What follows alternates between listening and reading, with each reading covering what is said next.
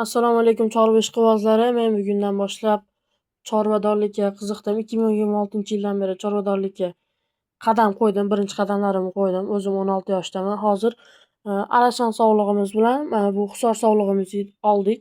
Zohidjon Hakimov akamizni qo'rasidan oldik, Quvadan. Arashan bilan bu ikkalasi 9 millionga tushdi. Hisor sog'lig'imiz bo'g'oz edi.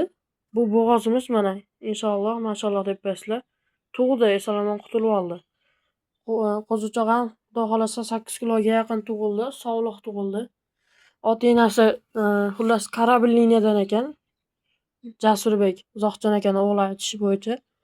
Bu qo'yimiz bo'lsa o'zimiz mahalladan chiqdi, qisir ekan, lekin qo'chqor qo'shilgan ekan, qochmagan ekan, shunaqa. Uni 3.800.000 ga oldik. Bu ikkalasini 9 millionga oldik. Bunimiz Xudo xolasa tug'di. Ularni hozir ishtahasi jicha pastroq. Nima berishni maslahat yozib ketasizlar mana.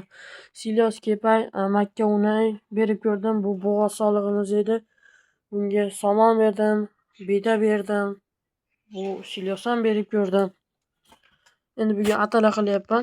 Bu qo'zichog'imiz sal emishga qiynalyapti onasini. Qanaqa qilib emdirsak bo'ladi, o'shani aytib ketsanglar, yozib qo'ysanglar yaxshi bo'lardi. Bu 2 kunlik 8-yanvar kuni kechasi 9 ga o'tar kechasi tug'di.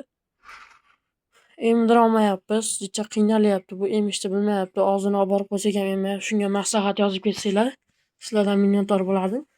Meni kuzatib boringlar. Kunda hammanglar bilan bo'lishib boraman chorvam haqida.